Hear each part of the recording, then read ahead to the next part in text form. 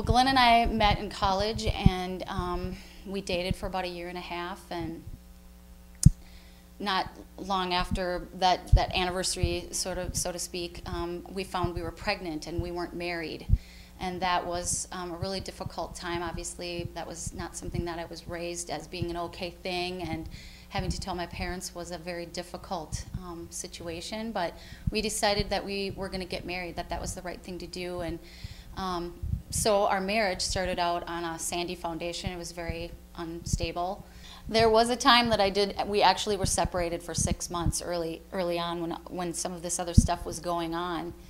And at that time, I really had no intention of working it out at all. I was just done, and there was, like I said, some trust issues and whatever. And I don't know, God just spoke to me, and I can't even really describe how he spoke to me. It wasn't like an audible voice, but I knew that he was telling me that I needed to try. You know, my whole life I looked at relationships as disposable, because that's the way, you know, my parents were divorced and multiple times, and I just had a lot of divorce in my family.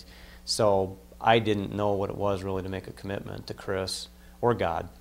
And then as we had a lot of trouble initially, but later on in our marriage, as the kids got a little older, the more she showed joy and love and kindness and kind of a more stress-free living than I was living, I became very jealous of that and was pretty negative, and got, the more she'd be let go and give to God, I would dig in and try to do things on my own. And eventually I saw her faith grow, and I got to the point, I guess the best way to describe it is where I looked in the mirror in the mornings. I just didn't like who I was.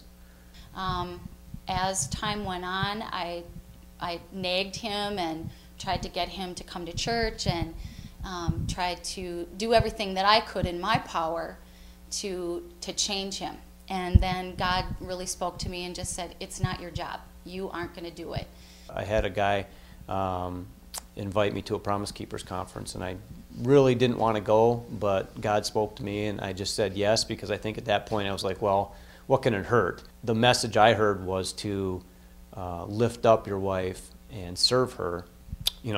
Doesn't matter how she responds, just keep doing it. And I did that, and I mean, immediately she responded to that. And so, the light bulb went off that maybe there's something to this whole Christ faith thing, And I kept saying to God, what's taking you so long? Why can't you turn his life around right now? And I know that when you do, he's going to be such a great man of God, and he'll have a lot to offer. And it was God's timing. That's all there is to it. It doesn't even seem like I'm the same person when I think back that, the kind of person where I had thoughts of divorce and leaving her, and I look at the joy that I would have robbed myself of in life, just with the time that we spend together now and our shared commitment and love, and just raising our children.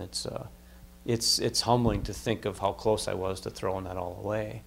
I've really come to believe that God has a plan, and I trust him, and that's what it is for me. It's trust. I trust him, and it just gives me a peace about my life.